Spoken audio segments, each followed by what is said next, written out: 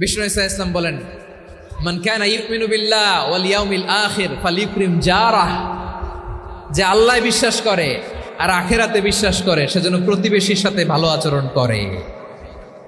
সুবহানাল্লাহ। কলিজা জুড়ায় যায় না আমার নবীর কথাগুলো শুনলে?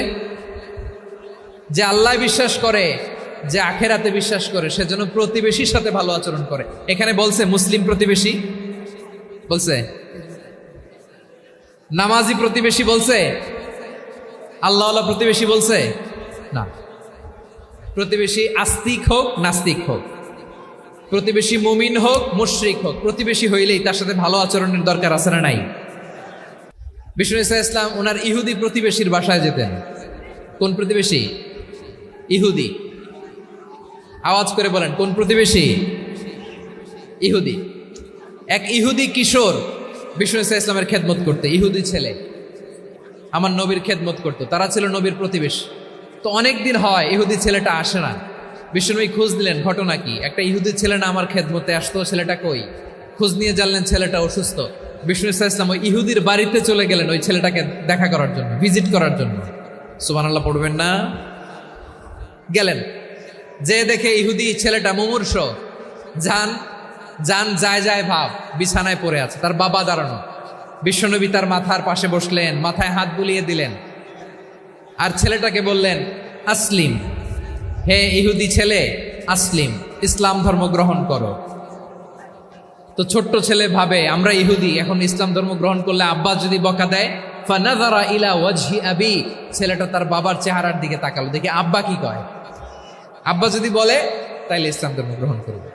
ইহুদি ছেলেটা তার বাবার দিকে যখন তাকালো, ওর বাবা বলে, আতি আবুল কাসিম, আবুল কাসিম যা বলে তাই করো। আবুল কাসিম হচ্ছে বিষ্ণু ইসা ইসলামের একটা কুনিয়াত, উপনাম। আমার রাসূলের বড় ছেলের নাম ছিল কাসেম। যেমন দেখবেন আমাদের এলাকায় কারো ছেলের বড় ছেলের নাম যদি হয় আব্দুল্লাহ, এরা আব্দুল্লাহর বাপ বলে ডাকে। কারো বড় মেয়ের নাম যদি হয় ফাতেমা, এরা কি ডাকে? ফাতেমার বাপ বলে না? তো বিষ্ণু ইসা ইসলামের বড় ছেলের নাম ছিল কাসেম। ইহুদি বাবা বলল, আতি আবুল কাসেম, আবুল কাসেম যা বলে তাই শোনো, মানে মোহাম্মদ যা বলে তাই শোনো। এই কথা শুনে ছেলে সাহস পাইছে, ছেলে আবার পড়তে আরম্ভ করলো, আশহাদু আল্লাহ ইলাহা ইল্লাল্লাহ ওয়া আশহাদু আন্না মুহাম্মাদার রাসূলুল্লাহ। পড়েন আল্লাহু আকবার। বিশ্বনবীর আহ্বান শুনে ওই আহ্বানে সাড়া দিয়ে ইহুদি ছেলে শাহাদা পড়ে মুসলমান হয়ে গেল। তার হৃদয়টারে ইমানের নূর দিয়ে আলোকিত করে দিল কে? প্রিয় ভাইরা, এবার রাসূল সাল্লাল্লাহু আলাইহি ওয়াসাল্লাম বের হয়ে আসলেন ঘর থেকে, আর বললেন, আলহামদুলিল্লাহিল্লাযী আনকাযাহু মিনান নার, প্রশংসা সে আল্লাহর, যে আল্লাহ জাহান্নামে চলে যাচ্ছিল প্রায় এমন একটা লোককে মুহূর্তের মধ্যে কালেমায়ে শাহাদাতের বদৌলতে জান্নাতি বানায় দিলেন। আওয়াজ করে পড়েন সুবহানাল্লাহ। এই হাদিস থেকে আমরা কি শিখলাম? What is the moral of the story? এক নম্বর স্টোরি হলো, প্রতিবেশী ইহুদি হোক হিন্দু হোক, যাবেন, সুসম্পর্ক রাখবেন, উপহার দিবেন, বিপদে পাশে দাঁড়াবেন, তাইলেই তো আপনাদের প্রতি, মুসলমানদের প্রতি তারা আকৃষ্ট হবে, ঠিক কিনা বলেন? আপনি যদি হিন্দুদের সাথে বৌদ্ধদের সাথে নাই মিশেন, নাস্তিকের কাছে নাই যান, তো ইসলামের সৌন্দর্যটা ওরা বুঝবে কেমনে? আমার অনেক হিন্দু পরিচিত ভাই আছে, ওরা আমাদের ইফতারির প্রোগ্রামে এসে একসাথে ইফতারি করে। অনেক মদখোর আমার সাথে বসে একসাথে ডিনার করে, হাফ প্যান্ট পরা, গলায় স্বর্ণের চেইন, হাতে স্বর্ণের ব্রেসলেট, আইসা আমার সাথে ডিনার করছে, আছে এরকম।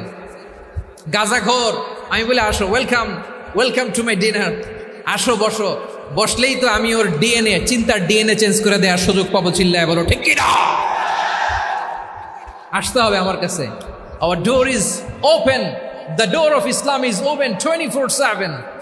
সব সময় আমাদের ইসলামের দরজা আমার অমুসলিম ভাইদের জন্য খোলা আছে না নাই? আপনি নামাজি, আপনি মুসল্লি, আপনি হাজী সাহেব, তাহাজ্জুদ পড়তে পড়তে কপালে দাগ ফেলে দিছেন, আপনার প্রতিবেশী হিন্দু, ভাবছেন আমার তো পাওয়ার আছে, ওর জমিটা দখল করি।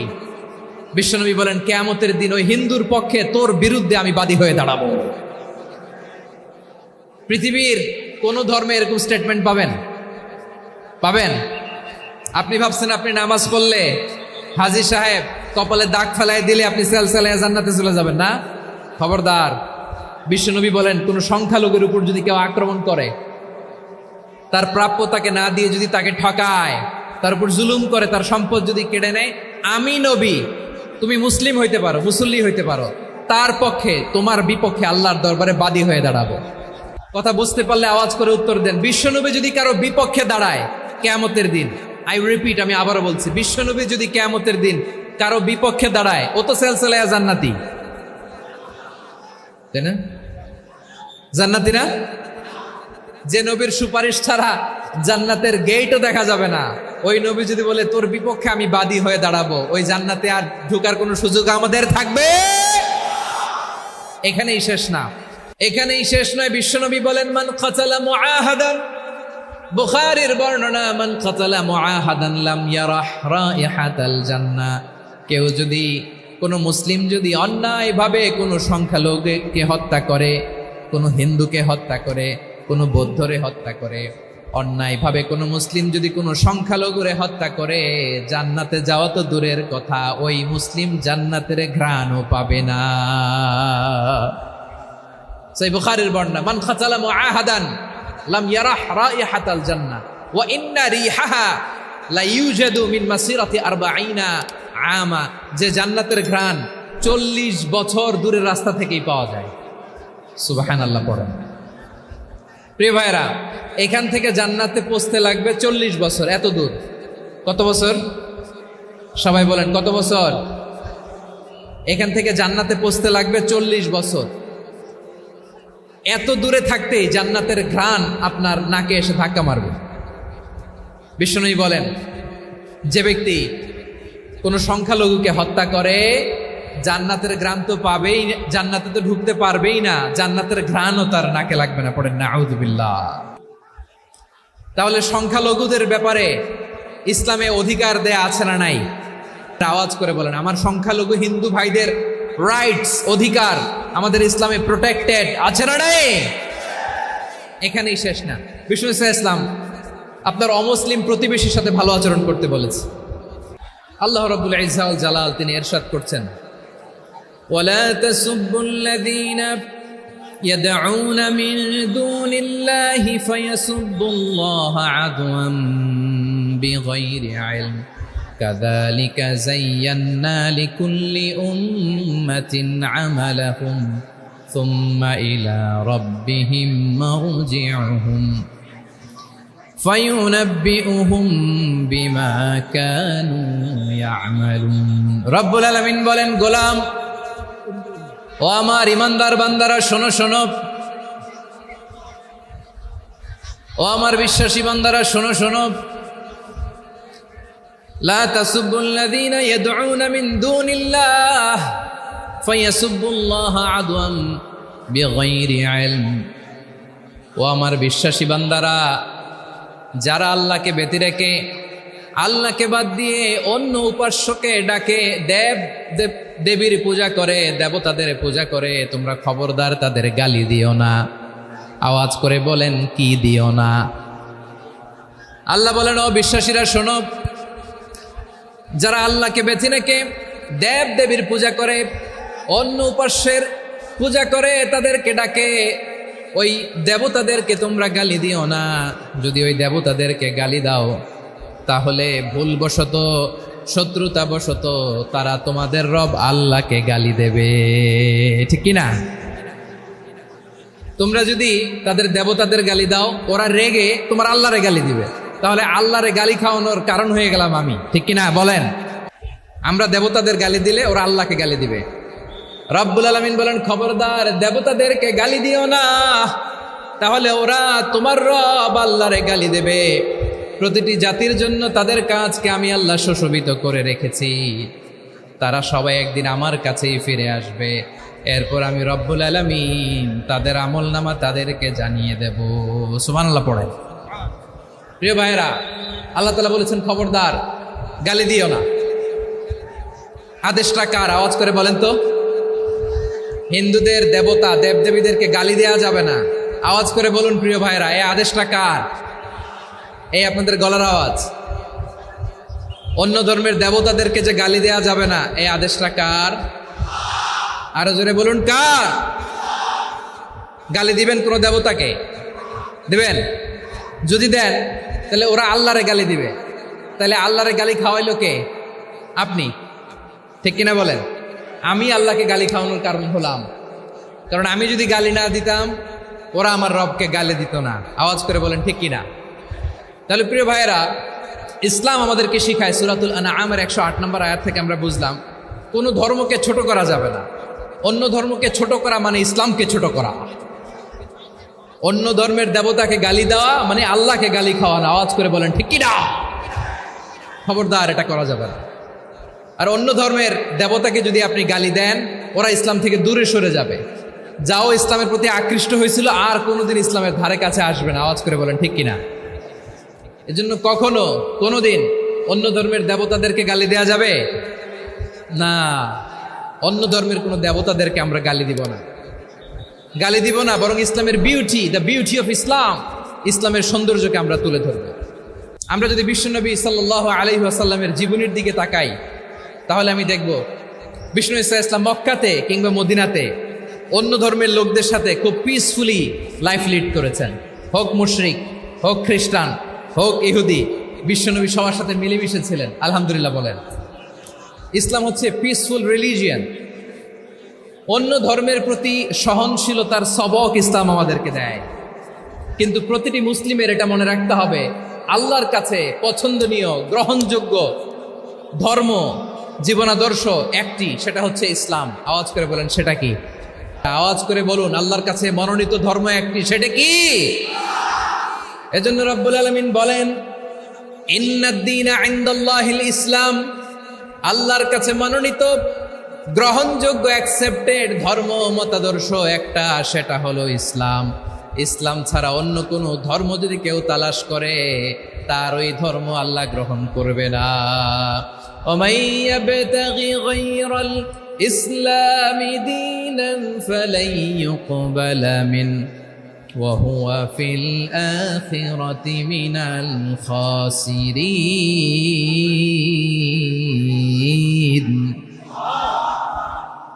Whoever seek anything except Islam, that won't be accepted from him, and he will be loser in the day of judgment. কিয়ামতের দিন ইসলাম ছাড়া কেউ যদি অন্য কোনো ধর্ম তালাশ করেছে দুনিয়াতে, তার এই মতাদর্শ গ্রহণ করা হবে না, and he will be loser, সে হবে লুজার, ক্ষতিগ্রস্ত, হাই হাই কোম্পানির ম্যানেজার। ওর আমও শেষ, সালাও শেষ। আওয়াজ করে বলেন ঠিক কি না? এজন্য ইসলাম পেয়ে আমরা খুশি না বেজার? প্রত্যেক নামাজ শেষে আমরা আল্লাহরে বলি, আল্লাহ রাদিতু বিল্লাহি রাব্বা ওয়া বিল ইসলামি দীনা ওয়া বি মুহাম্মাদিন নাবিয়ান ওয়া রাসূলা। ও আল্লাহ, তোমারে রব হিসেবে পেয়ে আমরা খুশি। ও আল্লাহ, ইসলামকে ধর্ম হিসেবে পেয়ে আমরা খুশি। বিশ্বনবীকে আমাদের রাসূল পেয়ে আমরা খুশি। ঠিক কিনা বলেন? ইসলাম ছাড়া অন্য কোনো ধর্ম আমরা গ্রহণ করব না। ঠিক কিনা বলেন? আল্লাহর কাছে অ্যাকসেপ্টেড রিলিজিয়ান একটা, সেটা ইসলাম।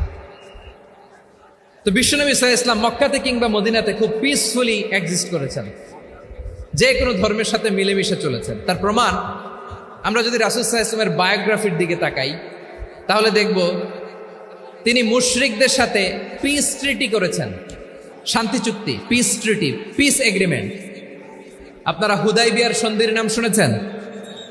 আমার লালমনিরহাটের কলিজার টুকরা ভাইয়েরা, হুদাইবিয়ার সন্ধির নাম আপনারা শোনেন নাই? 6ষ্ঠ হিজরিতে বিষ্ণু ইসা ইসলাম মুশরিকদের সাথে এই ট্রিটি করেছেন, চুক্তি। কাদের সাথে? মুশরিকদের সাথে। আমরা তো মুসলমান বসতে পারি না। আমরা দুই মুসলিম ভাই একসাথে বসে চা খেতে পারি না, গল্প করতে পারি না। বিষ্ণু ইসা ইসলাম মুশরিকদের সাথে ট্রিটি করেছেন, হুদাইবিয়ার সন্ধি। এই সন্ধির আগে মক্কা থেকে কেউ মদিনায় যেতে পারে না, মদিনা থেকে কেউ মক্কায় যেতে পারে না। কিন্তু এই সন্ধির পরে ট্রাফিক স্বাভাবিক হয়ে গেল। মক্কার লোকেরা মদিনায় আসতে পারে, মদিনার লোকেরা মক্কায় আসতে পারে। এটাকে বলে সুলহে Hudaibiya, the peace agreement of Hudaibiya, শান্তি চুক্তি। আমরা পৃথিবীতে এখন অনেক শান্তি চুক্তির নাম শুনি, এগুলো সব the piece treaty of Hudaibiya থেকে কপি করা। আল্লাহু আকবার। তাহলে বিশ্বনবী সাল্লাল্লাহু আলাইহি সাল্লাম তিনি যে শান্তিপূর্ণ সহাবস্থানে বিশ্বাসী ছিলেন, মুসলমানেরা যে অন্য ধর্মের প্রতি সহনশীল, তার প্রমাণ হচ্ছে এই পিস ট্রিটি। বিষ্ণু ইসা ইসলাম মদিনায় যেয়ে কি করলেন? মদিনায় যে বিষ্ণু ইসলাম মদিনা চার্টার করলেন, মদিনা সনদ, সাহিফাতুল মদিনা, এটার বলে মদিনা চার্টার। যে ওয়েস্টে, ইউরোপে, আমেরিকাতে তারা অনেক চার্টার করে, সব চার্টার মদিনা চার্টার থেকে কপি করা। আওয়াজ করে পড়েন সুবহানাল্লাহ।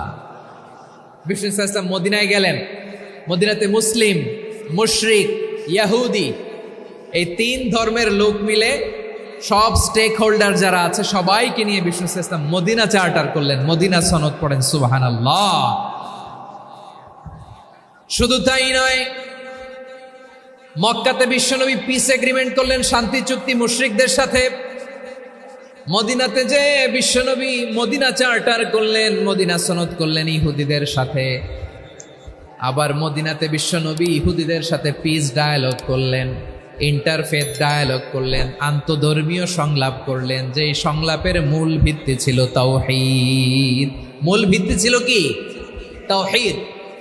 বিশ্বনবী ইহুদিদেরকে ডাকলেন, আহ্বান করলেন, কুল ইয়া আহলাল কিতাবি তাআলাউ ইলা কালিমাতিন সাওয়াইন বাইনানা ওয়া বাইনাকুম আল্লা না'বুদা ইল্লাল্লাহ ওয়া লা নুশরিকা বিহি শাইআন ওয়া লা ইয়াত্তাখিযা বা'দুনা বা'দান আরবাবাম মিন দুনিল্লাহ فإن تولوا فقولوا اشهدوا بأننا مسلمون। সুবহানাল্লাহ পড়েন। বিশ্বনবী মদিনার ইহুদিদের ডেকে বললেন, ও ইহুদিরা, শোনো শোনো, আসো এমন একটা আদর্শের প্রশ্নে আমরা একত্রিত হই যে আদর্শের প্রচার তোমাদের নবীরাও করেছে, আমিও করি। যে আদর্শের কথা তোমাদের পবিত্র ধর্মগ্রন্থগুলোতে আছে, আমার কোরআনেও আছে, সেটা হলো তাওহীদ। আমরা এক আল্লাহ ছাড়া কারো ইবাদত করব না, আল্লাহর সাথে কাউরে শরীক করব না, আল্লাহ ছাড়া কাউরে রব মানব না। পড়েন সুবহানাল্লাহ।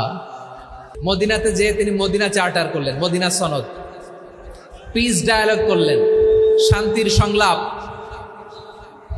ইন্টারফেথ ডায়ালগ করলেন, আন্তধর্মীয় সংলাপ, যার ভিত্তি ছিল তাওহীদ। সুবহানাল্লাহ পড়েন। তাহলে অন্য ধর্মের প্রতি সব সময় ইসলাম সহনশীল, টলারেন্স। যদি আপনি দেখতে চান ইসলামের নবী বিশ্ব নবীর দিকে তাকান, ঠিক কিনা বলেন? আমরা তো সংখ্যালঘুদের রাইটস প্রোটেক্ট করার জন্য কত আইন বানাই, কত বৈঠক করি, কত সংবাদ সম্মেলন করি। বিষ্ণু সাল্লাল্লাহু আলাইহি ওয়াসাল্লাম সংখ্যালঘুদের রাইটসের ব্যাপারে, অধিকারের ব্যাপারে যে কথা বলেছেন, শুনলে আপনি অবাক হয়ে যাবেন। বিশ্বনবী বলেন, আলা মান যালামা মুআহাদান আও ইনতাকাসাহু আও কাল্লাফাহু ফাওকা তাআতিহি আও কাল্লাফাহু ফাওকা তাকাতিহি আও আখাযা মিনহু শাইআন বিগাইরি তিবি নাফসিন ওয়া আনা হাজিজুহু ইয়াউমাল কিয়ামা। খবরদার, জেনে রাখো, কেউ যদি কোনো সংখ্যালঘুর উপরে অত্যাচার করে, কোনো সংখ্যালঘুর প্রাপ্য থেকে যদি কেউ কাউকে ঠকায়, সংখ্যালঘুর উপর যদি কেউ কষ্ট দেয়, কোনো সংখ্যালঘুর সম্পদ যদি কেউ জোর করে কেড়ে নেয়, আমি কিয়ামতের দিন বিশ্বনবী ওই সংখ্যালঘুর পক্ষে আর ওই মুসলমানদের বিপক্ষে বাদী হয়ে দাঁড়াবো। সুবহানাল্লাহ বলতে পারলেন না? আল্লাহু আকবার। আপনি নামাজি, আপনি মুসল্লি, আপনি হাজী সাহেব, তাহাজ্জুদ পড়তে পড়তে কপালে দাগ ফেলে দিছেন। আপনার প্রতিবেশী হিন্দু, ভাবছেন আমার তো পাওয়ার আছে, ওর জমিটা দখল করি। বিশ্বনবী বলেন, কিয়ামতের দিন ওই হিন্দুর পক্ষে তোর বিরুদ্ধে আমি বাদী হয়ে দাঁড়াবো। পৃথিবীর কোন ধর্মে এরকম স্টেটমেন্ট পাবেন? পাবেন? আপনি ভাবছেন আপনি নামাজ পড়লে হাজী সাহেব কপালে দাগ ফেলাই দিলে আপনি সেলসালায় জান্নাতে চলে যাবেন না? খবরদার। বিশ্বনবী বলেন, কোন সংখ্যালঘুর উপর যদি কেউ আক্রমণ করে, তার প্রাপ্য তাকে না দিয়ে যদি তাকে ঠকায়, তার উপর জুলুম করে, তার সম্পদ যদি কেড়ে নেয়, আমি নবী, তুমি মুসলিম হইতে পারো, মুসল্লি হইতে পারো, তার পক্ষে, তোমার বিপক্ষে আল্লাহর দরবারে বাদী হয়ে দাঁড়াবো। কথা বুঝতে পারলে আওয়াজ করে উত্তর দেন। বিশ্বনবী যদি কারো বিপক্ষে দাঁড়ায় কিয়ামতের দিন, আই রিপিট, আমি আবারও বলছি, বিশ্বনবী যদি কিয়ামতের দিন কারো বিপক্ষে দাঁড়ায়, ও তো সেলসালায়া জান্নাতি, তাই না? জান্নাতি না? যে নবীর সুপারিশ ছাড়া জান্নাতের গেটও দেখা যাবে না, ওই নবী যদি বলে তোর বিপক্ষে আমি বাদী হয়ে দাঁড়াবো, ওই জান্নাতে আর ঢোকার কোনো সুযোগ আমাদের থাকবে? এখানেই শেষ না, এখানেই শেষ নয়। বিশ্বনবী বলেন মান কাতালা মুআহাদান, বুখারীর বর্ণনা, মান কাতালা মুআহাদান লাম ইয়ারাহ রাইহাতাল জান্নাহ। কেউ যদি, কোনো মুসলিম যদি অন্যায়ভাবে কোনো সংখ্যালঘুকে হত্যা করে, কোনো হিন্দুকে হত্যা করে, কোনো বৌদ্ধরে হত্যা করে, অন্যায়ভাবে কোনো মুসলিম যদি কোনো সংখ্যালঘুরে হত্যা করে, জান্নাতে যাওয়া তো দূরের কথা, ওই মুসলিম জান্নাতের ঘ্রাণও পাবে না। সেই বুখারীর বর্ণনা, মান কাতালা মুআহাদান লাম ইয়ারাহ রাইহাতাল জান্নাহ ওয়া ইন্না রিহাহা লা ইউজাদু মিন মাসিরাতি 40 আমা। যে জান্নাতের ঘ্রাণ 40 বছর দূরের রাস্তা থেকেই পাওয়া যায়। সুবহানাল্লাহ পড়েন। প্রিয় ভাইরা, এখান থেকে জান্নাতে পৌঁছতে লাগবে 40 বছর। এত দূর, কত বছর? সবাই বলেন কত বছর? এখান থেকে জান্নাতে পৌঁছতে লাগবে 40 বছর। এত দূরে থাকতেই জান্নাতের ঘ্রাণ আপনার নাকে এসে ধাক্কা মারবে। বিশ্বনবী বলেন, যে ব্যক্তি কোনো সংখ্যালঘুকে হত্যা করে, জান্নাতের ঘ্রাণ তো পাবেই, জান্নাতে তো ঢুকতে পারবেই না, জান্নাতের ঘ্রাণও তার নাকে লাগবে না। পড়েন নাউযুবিল্লাহ। তাহলে সংখ্যালঘুদের ব্যাপারে ইসলামে অধিকার দেয়া আছে না নাই? আওয়াজ করে বলেন, আমার সংখ্যালঘু হিন্দু ভাইদের রাইটস, অধিকার আমাদের ইসলামে প্রোটেক্টেড আছে না নাই? এখানেই শেষ না। বিষ্ণু ইসলাম আপনার অমুসলিম প্রতিবেশীর সাথে ভালো আচরণ করতে বলেছে। আমাদের হয় না, এটা মুসলিম পাড়া, ওটা বৌদ্ধ পাড়া, হয় না? অনেক সময় হয় না, এটা আমাদের মুসলিম পাড়া, ওইটা হিন্দু পাড়া, এরকম আছে না নাই? লালমনিরহাটে নাই না? আছে? হিন্দু যদি আপনার প্রতিবেশী হয় কি করবেন? ওরা কষ্ট দিবেন নাকি? কেন? ও তো হিন্দু, ও তো আমার আল্লাহরে ডাকে না, ওরা কষ্ট দিলে জায়েজ হবে না? খবরদার। বিষ্ণু ইসলাম বলেন, মান কানা ইউমিনু বিল্লাহ ওয়াল ইয়াউমিল আখির ফালিউকরিম জারাহ। যে আল্লাহ বিশ্বাস করে আর আখিরাতে বিশ্বাস করে, সেজন্য প্রতিবেশীর সাথে ভালো আচরণ করে। সুবহানাল্লাহ। কলিজা জুড়ায় যায় না আমার নবীর কথাগুলো শুনলে? যে আল্লাহ বিশ্বাস করে, যে আখিরাতে বিশ্বাস করে, সেজন্য প্রতিবেশীর সাথে ভালো আচরণ করে। এখানে বলছে মুসলিম প্রতিবেশী বলছে, নামাজি প্রতিবেশী বলছে, আল্লাহওয়ালা প্রতিবেশী বলছে না। প্রতিবেশী আস্তিক হোক নাস্তিক হোক, প্রতিবেশী মুমিন হোক মুশরিক হোক, প্রতিবেশী হইলেই তার সাথে ভালো আচরণের দরকার আছে না নাই?